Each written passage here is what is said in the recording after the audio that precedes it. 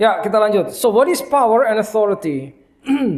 Nah, sekali lagi pada saat kita mempelajari tentang power and authority, kita harus tahu bahwa dua hal ini, power and authority, tidak 100% sama, ada perbedaannya. Dan kita mesti tahu kapan kita membutuhkan memakai power dan kapan authority. Oke, ya sudah tulis ya. Power is enablement, the energy, the ability dan the capacity. Ya, kemampuannya itu adalah power. Lalu authority adalah legal right to operate the power. Nah, ini sebetulnya sudah sering saya share ya. Ya, perbedaan dua hal ini, power dan authority. Enablement atau kemampuannya dan hak untuk mengoperasikannya, karena dua hal ini tidak sama. Dua hal ini tidak sama. Nah, authority is revelation based. Ya. Yohanes 1 ayat 12 ini yang paling terkenal, yang paling sering kita pakai ya. Yohanes 1 ayat 12 bahasa Indonesia. Tetapi semua orang yang menerima Yesus ya, diberinya kuasa supaya menjadi anak-anak Allah, yaitu mereka yang percaya dalam namanya. Revelation based. Ya, relationship based. Jadi semakin kita memiliki hubungan dengan Tuhan dan semakin kita memiliki revelation ya, firman Tuhan, semakin bisa kita beroperasi dengan otoritas. Ingat tadi ya, otoritas itu adalah hak, legal right to operate the power. Ya, ilustrasinya yang paling umum adalah pada saat saudara melihat seorang polisi, ya, saat dia menghentikan kendaraan di tengah jalan, dia tidak perlu mencabut senjata. Senjata itu powernya. Ya, dia cukup mengangkat tangan karena dia mengenakan seragam. Uniformnya itu adalah legal right-nya dia untuk menghentikan kendaraan. Tidak perlu dia mencabut senjata. Pada saat kendaraannya yang di stop tidak mau berhenti, mungkin dia akan mencabut. Nah, ini sama, coba kita lihat. Ya, power, ya tadi authority is really revelation based, kalau power is given and cultivated, diberikan, is a gift. Makanya ayatnya berkata, Kisah 1 ayat 8 ini, you shall receive power when the Holy Spirit comes upon you. Dikasih powernya. Tapi bukan cuma itu, tapi harus dibangun, diaktifkan. Makanya given and cultivated. Nah, we need authority to give command. Ya, otoritas itu untuk memberikan perintah toh, ya kan? Untuk memberikan perintah. Pada saat kita memiliki otoritas, kita bisa memberikan command atau perintah. Ya, pada saat kita bisa memiliki otoritas, bahkan kita bisa memberikan otoritas kepada orang lain ya. Seperti saudara sering tahu bahwa seseorang misalkan pemilik perusahaan, dia bisa bilang sama stafnya, kamu pergi ke sana, ambil ini, lakukan ini. Nanti kalau ada orang tanya, bilang saya yang suruh. Nah, itu otoritas. Dia memberikan otoritasnya. Bilang aja saya yang suruh. Ya, saya rasa saudara ngerti maksudnya. Ya, itu otoritas. Karena dia punya hubungan dengan CEO-nya, dengan owner perusahaan tersebut. Dia punya otoritas. Ya, so we need authority to give command. Ya, untuk memberikan perintah, untuk memerintah, to rule and to govern. Makanya pemerintah harus punya otoritas. But we need power to make changes. Untuk mendisiplin, untuk membuat perubahan, untuk enforce the law and to create impact. Kita perlu power pada saat misalkan otoritas kita praktekkan dan tidak berfungsi, kita perlu power. Tadi ya, ilustrasinya ya, saudara nangkap ya. Polisi itu jarang sekali di Australia cabut pistol. Beda kalau di Amerika. Di Amerika sering banget. Di Australia jarang banget. Sangat jarang. Mungkin saudara jarang lihat. Atau belum pernah lihat mungkin di Australia polisi ini tuh cabut. Tapi kalau saudara ke Amerika, itu gak tau. Itu it's like a standard. Dikit-dikit dia begini. Ya, itu beda. Ya, jadi power dibutuhkan pada saat otoritas itu tidak, tanda kutip, tidak berfungsi. Nah, karena begini, setiap komunitas kecil apapun juga ya komunitas ya itu ada di dalam komunitas tersebut yang namanya rule atau aturan, harus ada. Dari mulai yang paling kecil keluarga sampai komunitas yang makin besar sampai gereja ya sampai pemerintahan selalu ada namanya rules ya. Lebih besar pemerintahan kita tahu itu undang-undang, law tadi ya dibilang undang-undang. Nah, dan sayangnya manusia itu punya kecenderungan untuk melakukan sesuatu sekehendak hatinya, begitu kan? Manusia kan gitu kan, human nature. Sehingga pada saat rules atau ada ketetapan-ketetapan dibuat, selalu ada kemungkinan dilanggar. Pada saat itu dilanggar diperlukan ya yang namanya law enforcement. Nah, law enforcement itu to create change, membuat perubahan karena ada orang nggak mau ikut aturan. Maka diperlukan power untuk menghandle yang demikian. Ya, nangkap maksudnya ya. Nangkap maksudnya. Authority and power. Pada saat saudara berhadapan dengan kuasa gelap, yang akan saudara pakai adalah yang mana ayo? Yes, authority. When you speak in the name of Jesus, I command you leave this place. Itu otoritas. Dan saudara tidak perlu mencabut senjata saudara. Tapi pada saat saudara menemukan sesuatu dan saudara mau membuat perubahan. Membuat perubahan tuh contohnya gimana ya? Gini. Saudara berhadapan sama orang sakit. Sesuatu di dalam diri dia, ya, di dalam tubuhnya itu rusak. Ada yang rusak di dalam tubuhnya. Dan saudara melayani healing, you minister healing, dan yang rusak tadi harus benar, harus berubah jadi benar, harus kembali menjadi normal. Karena apa? Hukumnya mengatakan bahwa nggak boleh kayak gitu, harus sesuai ini, betul loh. Nah, saudara berhadapan dengan sesuatu yang sudah menyimpang dari hukum, menyimpang dari apa yang tertulis di Alkitab. Berarti at that moment you need power to create change, untuk membuat perubahan. Sehingga saudara perlu power. Kurang lebih seperti itu ilustrasinya. Ya, nangkap maksudnya ya. Lanjut dulu. Oke, multimedia bisa tolong bantu to the next slide, please. Bisa? Pak Arman, tolong. Next slide. Ini nggak jalan clickernya.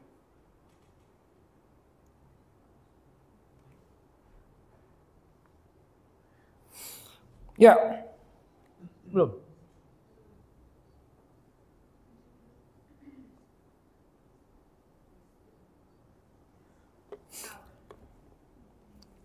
Oke, tidak apa-apa. Kita lanjut dulu. Nah, ada berbagai istilah yang akan kita pelajari ya. Ini belum semua ya. Biasanya saudara tahu dua jenis istilah, yaitu exousia dan dunamis. Ya. Exousia itu yang ada di Yohanes 1 ayat 12, tadi kita sudah buka ayatnya. Barang siapa menerimanya diberinya kuasa untuk menjadi anak-anak Allah. Ya. Nah ini dia, yang pertama, yang A. Ya, authority. Nah kata itu tadi yang ada di Yohanes 1 ayat 12 ya. Tetapi semua orang yang menerima diberinya kuasa supaya menjadi ya. Kuasa supaya menjadi anak-anak Allah, itu kata aslinya kuasa itu adalah authority atau exousia, bahasa Greeknya. Ya, yang ini yang dimaksud revelation based yang tadi. Ya, ini sekedar saudara tahu untuk mengingat. Nah, kita perlu tahu siapa Tuhan ya dan siapa kita di dalam Dia. We need to know who we are in Him and who He is for us. Untuk kita bisa beroperasi di sini. Tapi ada the next step of authority yang disebut iskos. Nah, ini semuanya bahasa Greek. Ya, iskos ini aktif pada saat kita sudah tahu, menerima, dan kita bertumbuh di dalam obedience. Beda. But this is the next step. Nah, yaitu authority. Lalu kalau kita lihat yang bawah, the power to create change. Ya, ini ada dua yang ditampilkan di sini. Nomor satu, dunamis atau ability. Dunamis ini yang kita jumpai di Kisah 2 ayat 4, Kisah 1 ayat 8 tadi ya ayatnya. Engkau akan menerima kuasa saat Roh Kudus turun atasmu. You shall receive power when the Holy Spirit comes upon you. Nah, kata power di situ adalah dunamis. Ability, kemampuan, energi, capacity. Itu dunamis. Ya. Dan ini akan aktif pada saat kita Di situ tulisannya pray through. Pray through itu berdoa. Makanya pada saat Pentakos itu salah satu tanda awalnya adalah pray in spirit. So when you pray in spirit, you activate something. Pada saat saudara berdoa di dalam roh itu, saudara mengaktifkan dunamis. Makanya disebut dunamis. Dunamis itu dari kata dunamis kita dapat kata dynamo. Dynamo itu kan seperti generator yang membangkitkan listrik, ya, membangkitkan energi. Tapi syaratnya dia harus muter, dia harus berputar, baru dia bisa generate power. Ya, saudara tahu kan yang namanya dynamo, ya, dinamo, dunamis. Ya. Demikian pula dunamis, ya, itu harus di-generate. Ya. Makanya kita sering bingung, mengapa kok orang percaya tidak semuanya mengoperasikan kuasa? Karena dia nggak tahu gimana caranya. Saya selalu menggunakan ilustrasi pada saat saudara punya mobil, saudara masuk ke dalam mobil, saudara harus start the engine, baru mobil itu berfungsi, bisa jalan. Dia harus dinyalakan dulu. Seperti itu. Nah, dunamis, you have to generate power dengan cara you pray in spirit, salah satunya. Nah, saya tidak khusus membahas tentang topik doa, tapi nanti one day pada saat kita seminar dengan topik doa, saudara akan tahu lebih dalam. You pray through, ya, berdoa terus di dalam roh. Contoh, ilustrasi begini. Saudara bayangkan generator yang berputar, yang bisa membangkitkan listrik, ya. Saudara nyalakan generator itu 30 menit. Saudara dapat listrik. Tapi mungkin di dalam alat itu terbaca listriknya mungkin baru sekitar 30 menit nyala, mungkin saudara baru dapat 50 volt, let's say. Seperti itu. Sementara saudara butuh 100. That means what? You need to run the generator longer. Saudara nyalakan lebih lama lagi. Nah, kadang itu berkaitan dengan putarannya semakin cepat, RPM, rotation per minute, bisa semakin cepat. Maka listrik yang didapat semakin besar. Sampai sekian voltasenya yang saudara perlukan, maka itu bisa berfungsi, maka itu bisa berguna. Seperti itu. Nah, jadi ini harus dibangun. Makanya tadi ayatnya, ya tadi sudah kita baca di Efesus 3 ayat 20, ya. Now to him who is able to do exceedingly abundantly above all that we can ask, ya, according to the power that works in us. Powernya sudah ada diberikan kepada kita, masalahnya itu aktif apa enggak, masalahnya itu works apa enggak. Nah, itu kita, urusannya kita. But we have to have the knowledge. Now, ini dunamis. Dan lalu ada satu lagi, kratos. Ya, ini the next step. Nah, this one you must pray consistently. Bedanya sama dunamis. Dunamis you can pray through untuk membangkitkan kuasa. Makanya seringkali ada orang sebelum melakukan ministry atau sebelum melakukan pelayanan tertentu, dia berdoa dulu. Dia mengunci dirinya dulu 1 jam mungkin, dia berdoa bahasa roh terus. Ya. Karena dia harus start up something, dia harus membangkitkan energi di dalam dirinya. Ya. Udah 1 jam mungkin 2 jam berdoa. Wait, I know this is not easy to understand. Kalau saudara gini, saya harus tanya sama saudara. Kalau saudara berbahasa roh, saya tanya, berapa panjang yang saudara pernah berdoa dalam roh tanpa putus? Yang saudara pernah lakukan berapa panjang? Mungkin nggak panjang. Secara normal, secara general, orang berdoa dalam roh 1-2 menit, 3 menit, 4 menit, 5 menit. 5 menit udah lama. Misalkan saudara pernah paling lama hanya 5 menit, saudara tidak akan, let me say this, saudara tidak akan pernah tahu apa yang terjadi pada saat you hit 15 minutes, karena saudara belum pernah nyampe situ. Ngerti maksudnya? Meskipun saya cerita, oke, nanti di menit ke-15 akan terjadi misalnya, ini contoh ilustrasi. Misalkan di menit 15, menit ke-10 akan terjadi begini-begini. You will never know because you have never been there. Nangkap maksudnya? Gitu. Saudara hanya tahu jika saudara pernah mengalami.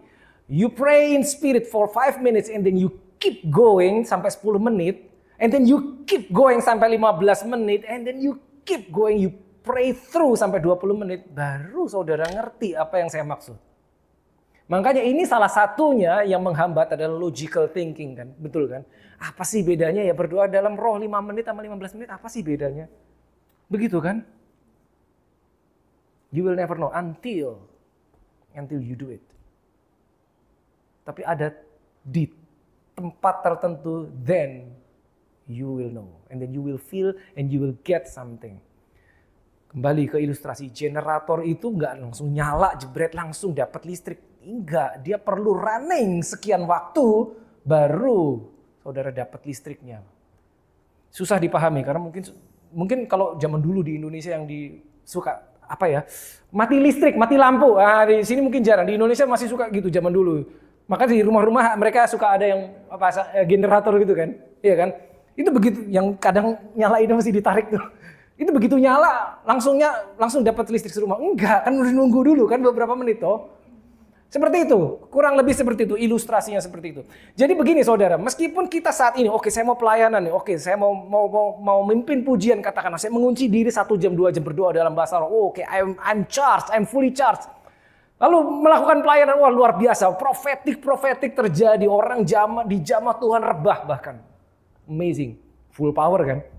Udah selesai hari ini, pulang kan. Besoknya saya on the way to church, tiba-tiba ada orang datang, tolong dong doain. Tiba-tiba kok aku merasa ragu. Bukankah kemarin banyak orang rebah, tapi sekarang cuma 1 orang datang, tolong dong ini saya rada pusing kepala atau tolong doain saya, tapi tiba-tiba ada ragu di dalam. Kenapa bisa gitu? Karena kita belum hidup di dalamnya. Momentary.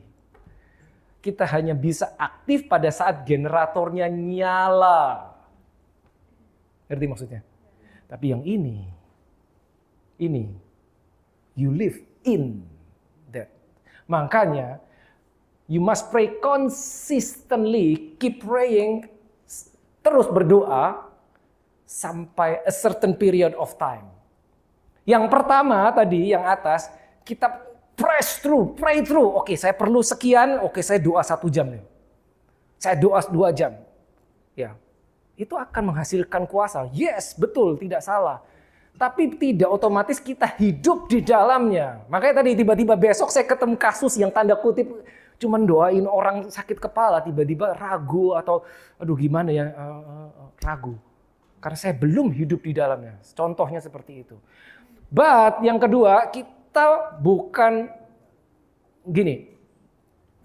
oke saya harus doa 2 jam. Enggak, tapi kita melakukan continuously. You pray every day. For 1 month, 2 months, 3 months, 5 months, 1 year, 2 years, 3 years. You do it every day. Sehingga itu menjadi bagian dalam dirimu. Itu bedanya. Sehingga meskipun kau bangun tidur, di hadapanmu ada something, no problem. Ntar dulu ya, saya doa dulu. Enggak perlu. Siapa, kapanpun, yes, I'm ready. Itu bedanya. Itu bedanya. Ini yang ini. Kratos. Beda. Makanya dari tadi kita tahu bahwa menerima Roh Kudus dan berjalan dengan Roh Kudus itu enggak sama. Ya. You receive the anointing. And then you walk in the anointing, itu 2 hal yang berbeda. Gitu loh. Harusnya kita bisa sampai ke yang ini. Gitu loh. Makanya Paulus bilang kan, pray without ceasing. Pray without ceasing. Lukas 18 ayat 1 pun dibilang bahwa ya, man ought always to pray. Manusia harus selalu berdoa. Ada kata always to pray. Nah, kalau dibilang pray without ceasing gimana? Berdoa tanpa berhenti. Apakah itu mungkin? Kita berdoa dengan bahasa manusia, bahasa kita. Paling 5 menit habis toh. Kalimat kita habis toh. Apalagi ya? But if you pray in spirit, 15 menit, 30 menit, 1 jam, kalau kuat, nggak akan habis. Nggak akan habis. Saya tahu, at this point, beberapa sudah ada yang muter otaknya. Apa iya? Apa sih bedanya berdoa dalam roh 5 menit, 15 menit? Makanya saya bilang, you will never know until saudara mencapai itu. Saudara tidak akan tahu. Yang bekerja adalah ini. Itu dia. Seperti itu. Karena apa? Karena saya ngalamin begitu, saudara. To be honest, waktu saya pertama kali tahu, saya juga nggak nyadar, nggak tahu, nggak nyangka bahwa apa sih bedanya ya berdoa dalam roh 5 menit, it's okay lah, cukup lah. No, ternyata tidak. Until aku cobain lah, gitu. Nanti saya coba. Beda saudara, beda. Pada saat 5 menit pertama kita bisa berdoa di dalam roh sendirian loh. Kita bicara bukan berdoa bareng satu gereja, no. Sendiri. Just you and God. Waktumu sendiri sama Tuhan. 5 menit pertama kita bisa berdoa, tapi pikiran keluyuran kemana-mana toh. Benar kan? Tapi kalau kita tidak berhenti, lama-lama ini mulai takluk pikiran kita. Inline. Tapi itu terjadi di menit keberapa kita nggak tahu. Bisa jadi 10 menit kita lakukan 10 menit, baru ini reda. Baru mulai fokus. Jangan berhenti. Keep going. Nanti mulai dalam. Itu namanya pengalaman with the presence of God. Makanya saudara belajar tentang tabernakel itu kan ada pelataran, ada ruang kudus, ada ruang maha kudus. Ada hal-hal tertentu yang bisa dilakukan di pelataran, tapi tidak bisa dilakukan di ruang kudus dan ruang maha kudus. Ada hal-hal tertentu yang hanya engkau dapat revelation-nya begitu engkau masuk paling dalam ke ruang maha kudus. Nggak bisa ketemu bahkan di ruang kudus, apalagi di pelataran. Masuk akal toh? Gitu. So the deeper you go, ya, the bigger the revelation, the chance, kesempatan untuk menerima something di dalam roh itu lebih besar. Gitu. Nah, itu perlu proses, perlu waktu. Makanya 5 menit nggak berhenti, 10 menit nanti at that certain time, waktu menit kesekian itu kayak klik and then you feel waktu seakan-akan berhenti. Kita udah nggak mikir berapa lama ya, kita udah nggak. Tiba-tiba saudara lihat, udah 1 jam, bahkan udah lebih. Ini harus praktek sih, nggak bisa di seminar. Ini harus di harus di prayer training, karena kita akan praktek seperti itu. Ya, kita akan belajar lebih jauh. Oke, keep going ya. Nah, sebetulnya ada jenis power yang lain ya, nggak cuma 4 itu tadi ya. Ada arke, ada anakazo. Anakazo, ya saya kasih contoh. Anakazo itu seperti yang dimiliki Yesus pada saat dia berkata sesuatu, hati orang langsung tersentuh. Itu anakazo namanya. In the Greek disebut anakazo. Dia ketemu seseorang nelayan, dia cuma bilang, follow me. Mereka meninggalkan, Alkitab mencatat mereka meninggalkan segala sesuatu di belakang, ikut Yesus. Nelayan yang ngomong tukang kayu. Apa urusannya tukang kayu sama nelayan? Tukang kayu bilang, yuk ikut. Not a single question. Mereka nggak tanya kemana. Kamu siapa? Namamu siapa? Kenalan dulu. No. Ikut aku. Mereka meninggalkan semua bisnisnya, ikut. Itu power.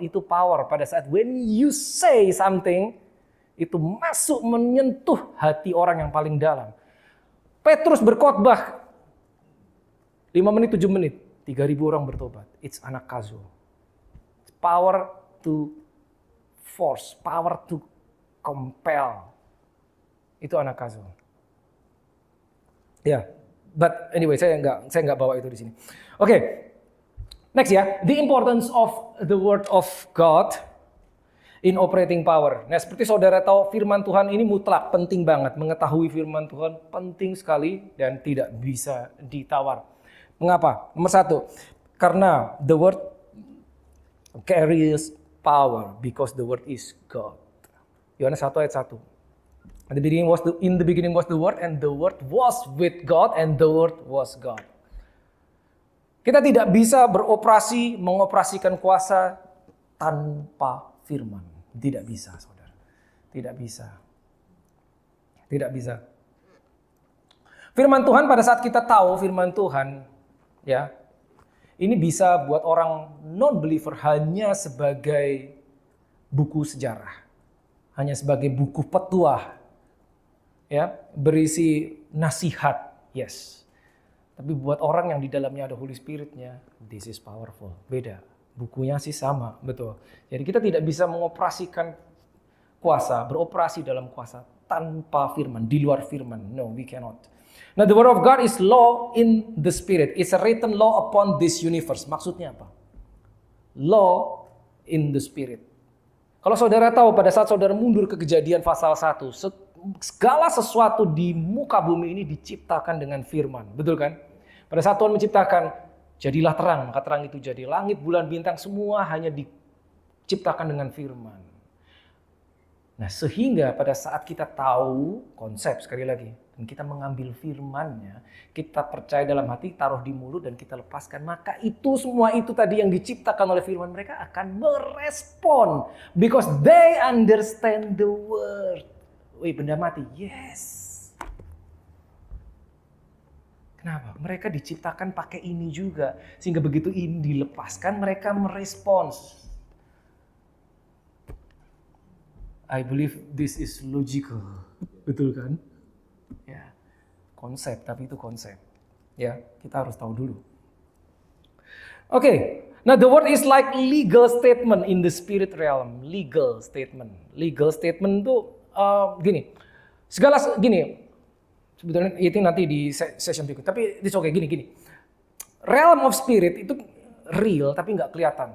Ya, realita roh itu ada, hanya tidak terlihat. Nah, ini salah satunya yang sering membuat kita nggak nyampe karena nggak kelihatan oleh mata. Sehingga seringkali kita bilang, apa iya seperti itu dan seterusnya. Itu kembali ke kita. But that is real. Dan realita roh, alam roh itu legalistik, bersifat legalistik. Spirit itu dua, yang terang sama yang gelap. Iya kan, saudara ngerti kalau ini kan. Makanya ada malaikat terang, ada juga yang dari sisi gelap. Malaikat gelap kita sebut demons atau roh jahat. Mereka itu legalistic being. Dan alam roh itu judicial. Legalistic being. Legalistic being itu begini, mereka mengerti hukum-hukum roh. Makanya begitu kita ambil buku hukum ini kita tahu dan kita ucapkan, mereka tunduk. Karena mereka legalistic being. Gitu. Pernah terpikir apa enggak? Mengapa pada saat saudara mengambil firman, saudara letakkan di mulut, saudara lepaskan, maka iblis, maka roh jahat itu tunduk. Karena mereka ngerti hukum. Legalistic being. Mereka tahu mereka harus menyingkir. Gitu loh. Ini ya, makanya the word of God, the word is like legal statement. Legal statement in the spirit realm. Nah, everything in this universe was created by the word of God. Tadi sudah ya. When we declare the word, it will affect all other creations. Ya, tadi kita sudah bahas ya. Ya. Dan itu harus kita ingat. Jadi kita tidak cuma melepaskan firman dengan mulut terus mudah-mudahan. Tidak mudah-mudahan. No, bukan mudah-mudahan. It has to be like that. It will be like that. Bukan mudah-mudahan. Itu bedanya. Understanding. Ya, tapi kalau nggak tahu ya itu akibatnya. Jadi mudah-mudahan ya kali-kali aja berhasil. Oh, it's different. Ya, tidak seperti itu. Ya. Nah, ini dia penting. Nah, we must be aware atau conscious. Ya, aware, conscious. We are acting as a legislator and also as a law enforcement officer. Law enforcement officer, ya ingat ya tadi ya ilustrasinya. Law enforcement officer, seorang polisi, dia punya otoritas, dia punya kuasa. Nah, we must act like legislator. Nah, legislator itu begini. Jadi ada dua hal begini. Di dalam hukum itu ada dua hal. Seseorang yang memiliki kemampuan ya, ability untuk menciptakan hukum. Menciptakan hukum. Jadi dia membuat hukumnya. Oke, tapi ada orang lain yang bagiannya bukan menciptakan, tapi menegakkan hukum. Ya kan? Tahu kan? Seorang polisi itu bukan yang menciptakan hukum, dia enforce the law, menegakkan hukum. Yang membuat hukumnya kan bukan dia, toh? Ya kan? Betul kan? Ada timnya lagi, ya. Itu namanya legislator. Membuat hukum, disahkan menjadi undang-undang, lalu diaktifkan dan harus ada penegak hukum. Mengapa? Tadi seperti saya sudah jelaskan, karena ada kecenderungan orang itu mau semaunya sendiri. Maka harus ada penegak hukumnya. Nah, in the spirit seperti itu, saudara. In the spirit seperti itu. Apa yang terjadi yang di hadapan saudara? Yang saudara tahu ini harusnya nggak gini. Ini keliru, ini salah. Pertanyaannya, what can you do about it? Kalau kita tahu posisi kita, kitalah yang harus membenahinya. Sesuatu terjadi in your family misalkan. Ini gak boleh begini nih, keliru nih. Di situ kita bisa berlaku sebagai law enforcement. Maksudnya law enforcement in the name of Jesus, it has to be like this. Tidak boleh seperti yang lain. You enforce the law, you enforce the word of God. Itu saudara bertindak sebagai law enforcement. Tapi setelah itu, you can set the law. Set the law. Bukan cuma enforce the law, but you can set the law. Jadi pada saat you set the law, saudara menciptakan hukum, itu saudara legislator. Menciptakan hukum bukan berarti pada saat ada krisis baru kita ciptakan, tidak. Nah ini nanti di belakang lebih dalam. Maksudnya begini saudara, you enforce the law itu, law enforcement itu biasanya mereka berfungsi jika sesuatu dilanggar, betul kan? Di sesuatu dilanggar perlu penegak hukum, you can do that. Tapi pada saat tidak ada yang dilanggar, hukumnya kan harus jalan tetap toh, harus di-set dari awal.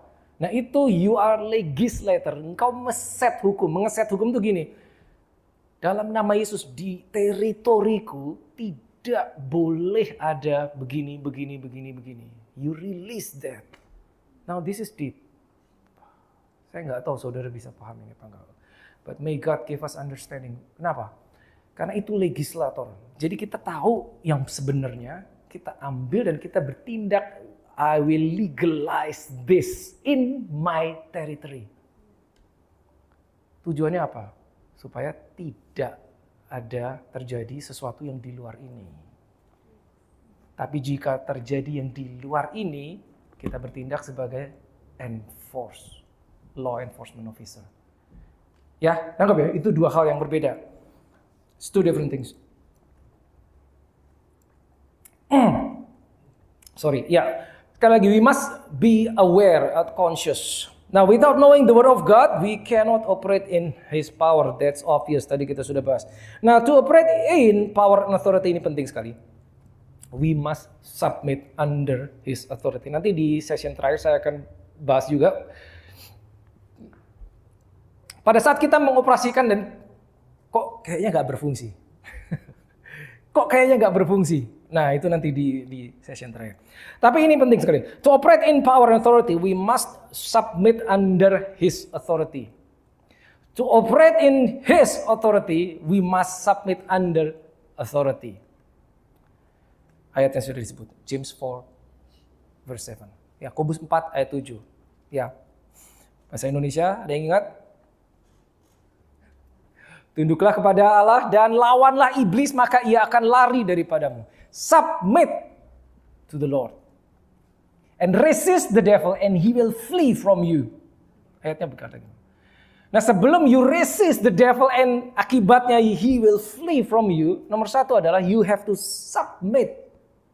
Submit to the law. And he will flee from you. Jadi tidak bisa kita mengoperasikan kuasa, tapi kita sendiri melanggarnya. Nggak bisa. Tidak bisa. Nggak bisa saudara. Number one, submit. We submit. And then we operate in the law. Ada satu contoh yang menarik di Kisah 19 kalau saudara buka di Alkitab. Saya percaya saudara pernah dengar cerita ini. Kisah 19, yuk kita baca yuk bahasa Indonesia. Ya, juga beberapa tukang jampi Yahudi yang berjalan keliling di negeri itu mencoba menyebut nama Tuhan Yesus atas mereka yang kerasukan roh jahat dengan berseru. Katanya, aku menyumpahi kamu demi nama Yesus yang diberitakan oleh Paulus. Look. Oke baca dulu ya. 14. Mereka yang melakukan hal itu adalah 7 orang anak dari seorang imam kepala Yahudi yang bernama Skewa. 15. Tetapi roh jahat itu menjawab, Yesus aku kenal dan Paulus aku ketahui, tetapi kamu siapakah kamu? Dan orang yang dirasuk roh jahat itu menerpa mereka dan menggagahi mereka semua dan mengalahkannya sehingga mereka lari dari rumah orang itu dengan telanjang dan luka-luka. Ya pernah dengar ya cerita ini. Di situ disebut tukang jampi. Tukang jampi ya. Mungkin istilah ini sudah jarang kita dengar. Tukang jampi, eksorsis. Maksudnya adalah orang yang biasa melakukan kegiatan mengusir setan. Demikian kira-kira. Ya, mereka berusaha mengusir setan dengan menggunakan nama Yesus. Lihat apa yang dilakukan orang. Enggak 1 orang loh, 7 orang. Lihat. 7 orang anak dari seorang imam. Bukan orang sembarangan, anak imam. Anak imam. Ya.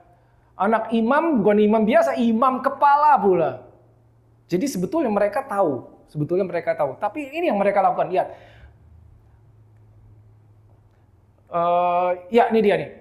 Aku menyumpah, ini yang dikatakan oleh 7 orang itu. Aku menyumpahi kamu demi nama Yesus yang diberitakan oleh Paulus. Mereka membawa 2 nama. Demi nama Yesus, udah bener dong, yang diberitakan Paulus. Coba pikir baik-baik. Mereka berhadapan dengan roh jahat, ya, berusaha mengusir roh jahat. Demi nama Yesus, itu udah benar. Yang diberitakan Paulus. Ya, masalahnya posisi mereka legal apa enggak? Demi nama Yesus yang diberitakan si Paulus. Masalahnya mereka sendiri 7 orang itu, apakah mereka percaya dengan nama Yesus? Kita nggak tahu, mungkin tidak. Makanya dia pakai kata demi nama Yesus yang diberitakan Paulus. Terus dijawab sama roh jahatnya. Yesus aku tahu, Paulus aku tahu. Who are you? Siapa engkau? Aku nggak kenal engkau. Dan lihat, pada saat kita baca cerita ini kalau ceritanya berhenti sampai sini ayat 15, itu udah cukup parah sebetulnya. Tapi tidak berhenti di situ loh. Counter attack. 16. Lihat. Ya toh? It's in the Bible. Berarti apa? Berarti Paulus. Mana tadi? Nih, Paulus aku ketahui. Yesus aku kenal. My God, that's amazing. Roh jahatnya bilang, Yesus aku tahu. Yang kamu sebut itu aku tahu, Yesus. Paulus yang kamu sebut aku juga tahu. But I don't know you. Dia tidak tunduk dengan otoritas. Tapi kita ingat tadi. Realm of spirit is legalistic and judicial. Harusnya begitu hukum ditegakkan, mereka pergi toh. Harusnya.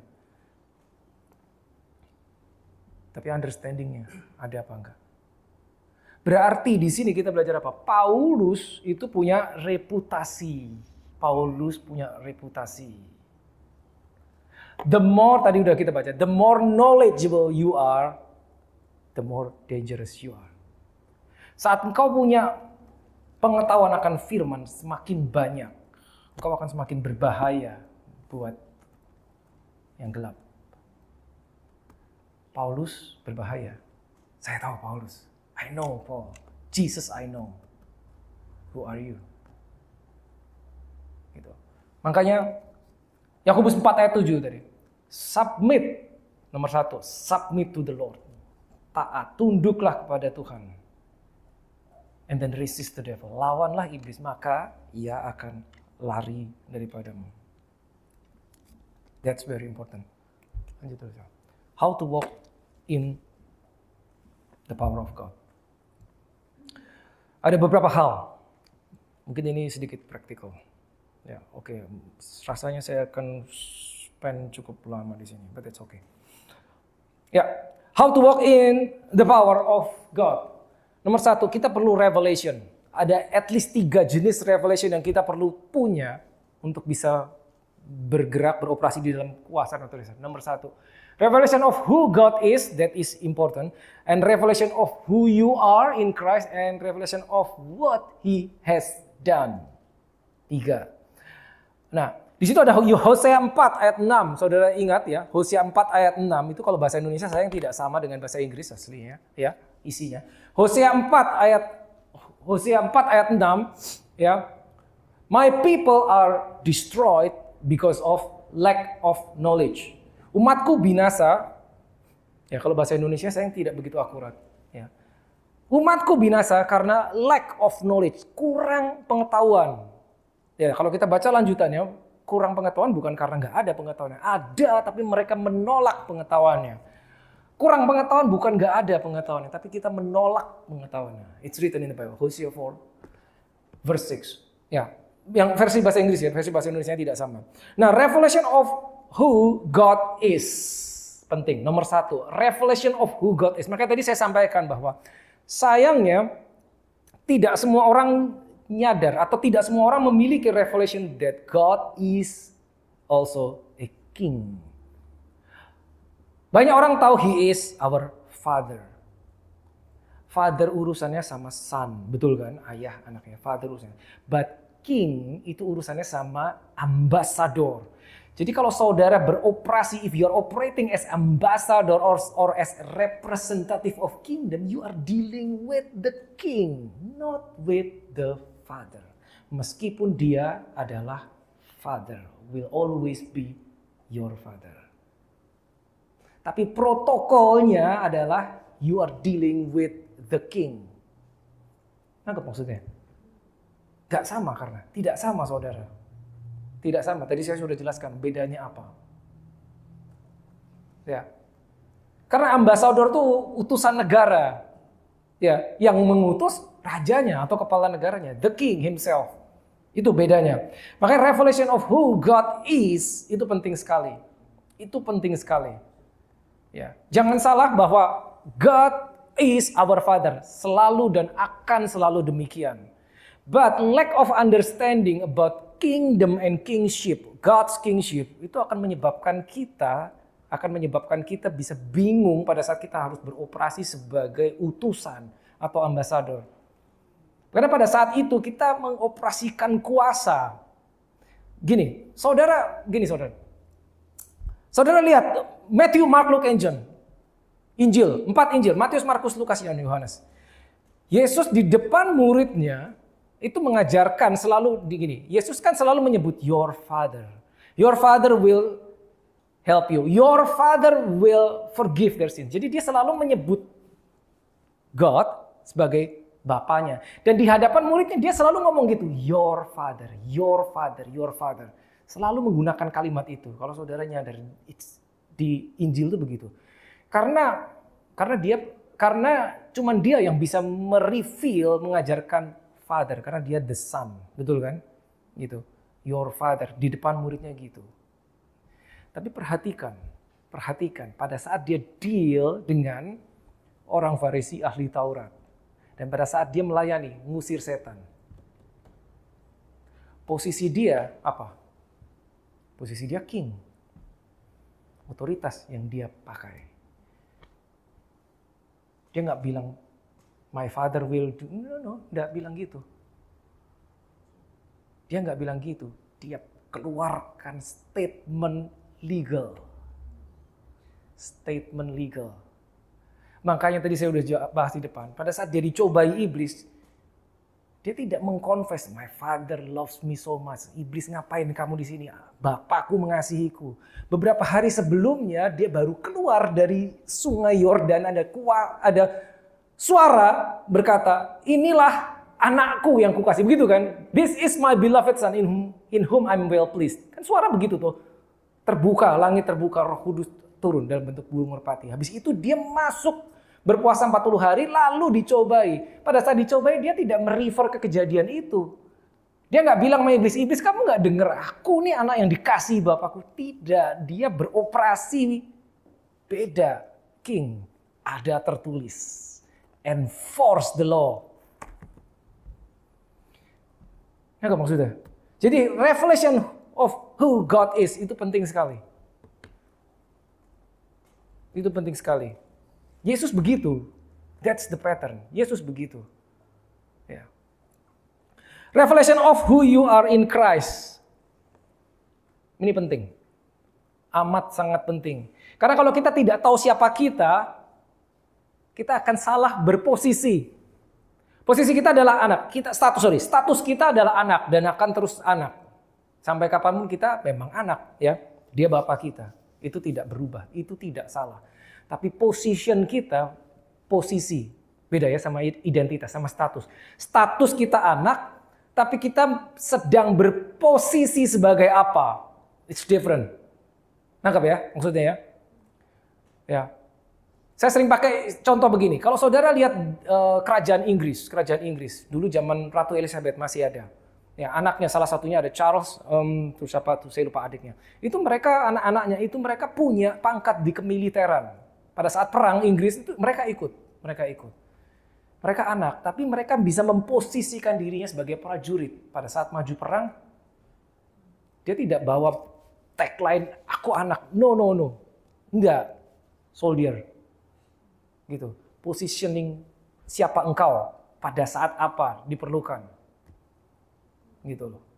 Pada saat kita harus memanggil pasukan, ya, kita berposisi sebagai ambasador. Sebagai perwakilan surga. Maka apa yang kita keluarkan itu di backup 100% oleh surga. Nah, revelation of what he has done.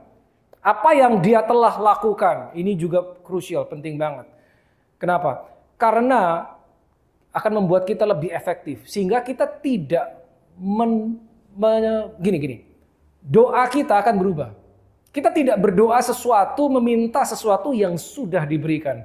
Ya, saudara tahu kan, ada dua hal yang paling sering tidak akurat. Atau kita bisa sebutnya sebuah kesalahan yang sering dilakukan orang Kristen pada saat doa. Ada dua. Nomor satu, seringkali orang Kristen itu berdoa meminta sesuatu yang sudah diberikan. Udah diberikan tapi masih diminta lagi. Contohnya misalkan gini, contoh. Yang paling umum lah. Lord, please don't leave us. Woi. Atau gini. Saudara tahu ini, ada lagunya. Jika engkau tak bersamaku, aku tak mau berjalan. Tahu itu yang ngomong siapa harusnya? Musa. It's a good song. But that's not your song. No. Engkau tidak perlu menyanyikan lagu itu. Tahu gak kenapa? Nah iya udah. Karena dia tidak pernah meninggalkan. Karena firman-Nya udah bilang, I will never leave you nor forsake you. Jadi pada saat kita datang dengan doa, please Lord don't leave me. Daud di perjanjian lama dia bisa ngomong, please don't take your spirit from me. Jangan ambil rohmu daripada aku. Perjanjian baru is different. Kita tahu I will never leave you nor forsake you. Jadi kita tidak perlu mendoakan seperti itu. Comot doanya Musa. It's a good prayer, tapi itu Musa. Itu kalau dibawa ke zaman sekarang dan kita orang yang lahir baru punya Roh Kudus, enggak gitu kita doanya. Seperti itu. Nah, itu understanding ya, revelation of what he has done, apa yang dia sudah buat. Itu yang nomor satu. Ya, yang paling sering salah adalah meminta Tuhan melakukan sesuatu yang dia sudah lakukan. Yang kedua, meminta dia melakukan sesuatu yang seharusnya dia suruh kita lakukan. Ini juga sering terjadi. Harusnya di kita yang melakukan, tapi kita berdoa supaya dia melakukan untuk kita. Nah, maksudnya? Itu juga sering terjadi. Ya, di hadapan kita ada orang sakit. Kita berdoa dong, kita doakan. Lord, please heal him. Tuhan, tolong belas kasih-Mu Tuhan untuk dia, sembuhkan dia. It's a good prayer, itu doa yang baik. Tapi maaf, itu tidak akurat jika kau buka undang-undang ini. Kenapa? Karena di dalam undang-undang ini dikatakan you lay hands on the sick. Dan dia bilang, heal the sick. You heal the sick. Jadi yang harusnya akurat apa? Kau tumpangkan tangan. Itu akurat. Ambil firman-Nya, lepaskan dari mulutnya. Itu yang namanya kita menyuruh Tuhan melakukan sesuatu yang dia suruh kita lakukan. Dia mengutus muridnya. Pesan apa? Heal the sick, cleanse the lepers, raise the dead, cast out demons. Itu dia suruh muridnya. Berarti dia mengharapkan muridnya melakukan itu. Nah, apa yang terjadi jika muridnya ketemu roh jahat? Tuhan, tolong roh jahatnya ini. Gitu loh. Tapi itu sering terjadi. lack of knowledge, lack of revelation. Oke, lanjut. Consciousness, ya, awareness, kesadaran terus-menerus 24/7 akan identitas kita di dalam Yesus. Kelihatannya sepele. Oh man, ini sering lupa dan mudah kita lupa. Seringkali kita lupa kita itu siapa gitu loh. Sehingga pada saat kita berhadapan dengan something, kita lupa. Yang harusnya posisi kita sudah di sini, tiba-tiba kita di bawah. Itu tadi yang saya bilang bahwa, ya, makanya pray is very important. Pray in the spirit to stir up something in you, to stir up something in you. Sehingga kita tetap di sini terus, nggak kadang di sini, kadang di bawah. But that's not easy, to be honest, it's not easy. Nggak gampang kita lupa, sering kita lupa. Nomor 3, consecration. Nanti kita akan bahas sendiri nomor 3 dan 4 ya, consecration. Tapi di sini ada singkatnya. Apa yang kita lakukan dan apa yang tidak harus kita lakukan. Karena kita tahu dan paham siapa diri kita di dalam Kristus Yesus. Apa yang harus kita lakukan dan apa yang tidak boleh kita lakukan. Karena kita tahu siapa kita di dalam Tuhan. Contoh yang paling gampang yang selalu saya pakai adalah saudara ingat cerita Samson ya. Ya, Samson. Ya. Dia kan nggak boleh potong rambut. Betul kan? Apakah ada di hukum Taurat tertulis? Engkau tidak boleh potong rambut. Nggak ada. Nggak ada. Orang Israel boleh? Boleh. Tapi kenapa Samson nggak boleh? Gitu loh. Cuman dia yang nggak boleh. Dan kita tidak pernah menemukan di Alkitab dia protes tuh sama Tuhan. Tuhan, kenapa Tuhan rambutku nggak boleh potong? Aku mau ganti model, mau potong. Nggak ada di Alkitab. Samuel nggak boleh minum anggur. Apakah ada di hukum Taurat? Nggak boleh minum anggur. Nggak ada. Yesus minum anggur. Tapi kenapa Samuel nggak boleh? Something that you have to do or you are not allowed to do because you know who you are. Gitu. Gak bisa kita protes sama Tuhan. Jadi pada saat kita berjalan sama Tuhan, kita semakin tinggi ranking kita, akan ada hal-hal tertentu yang tadinya boleh, jadi nggak boleh. Ada hal-hal tertentu yang tadinya nggak apa-apa, jadi apa-apa. Dan kita harus tahu itu, saudara. Itu namanya consecration. Nanti kita akan masuk lebih detailnya untuk khusus consecration. Lanjut dulu. Sacrifice atau law of sacrifice. Law of sacrifice. Kenapa disebut law of sacrifice? Sacrifice. Law itu hukum. Hukum itu begini saudara. Yang namanya disebut hukum. Contohnya hukum gravitasi. Kenapa disebut hukum? Karena itu akan berlaku dimanapun. Maka disebut hukum gravitasi. Betul? Law of sacrifice. Law of sacrifice itu begini. Pada saat kita membawa persembahan, maka akan terjadi sesuatu. Pasti. Bukan mudah-mudahan, bukan mungkin. Pasti. When you bring your sacrifice in the spirit, something will happen. Pasti saudara. It's a law. Itu hukum. Nanti kita akan masuk khusus ini. Law of sacrifice. Ini menarik sekali. Lanjut. Nah, nomor 5, holiness, purity, holiness. Kita lihat ayat ya, 2 Korintus 6 ayat 17. Therefore come out from among them and be separate. Pisahkan dirimu, says the Lord. Do not touch the unclean things. Touch not the unclean things, and I will receive you. Jelas-jelas dibilang jangan sentuh yang tidak kudus. Lalu berikutnya nah ini yang sering 2 Timothy 2:19 ya. 2 Timotius 2 ayat 19. Ya, silakan. 2 Timotius 2 ayat 19 dikatakan, nevertheless the solid foundation of God stands, ya. There shall not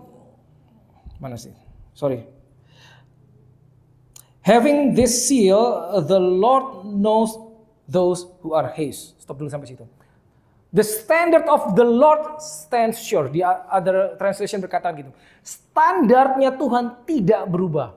Ini maksudnya. The solid foundation of God stands. Standarnya Tuhan itu nggak berubah. Jadi kalau kita lihat Alkitab zaman dulu standarnya begini, ternyata itu tidak berubah. I am the Lord, I change not. Dia kan ngomong gitu kan. Standar Tuhan tidak berubah. Dan this is amazing. Lihat. The Lord knows those who are His. Dia tahu siapa yang menjadi miliknya dia. Dia mengenal orang-orang tersebut yang menjadi miliknya dia. Ternyata tidak semua. Tidak, saudara. No, nggak semua. Sayangnya tidak semua. No, this is not legalism. Saudara tahu ya Matius 7. Pada saat hari-hari terakhir akan banyak orang yang berseru, Tuhan, Tuhan, bukankah aku melakukan mujizat dalam namamu? Tapi Tuhan akan bilang apa Yesus? Nyala daripada aku. Depart from me, you workers of iniquity. Ingat ayat itu? Matthew 7. He knows who are His. Dan yang terakhir. Let everyone who names the name of Christ depart from iniquity. Hendaklah siapapun yang menyebut nama Tuhan meninggalkan kejahatan.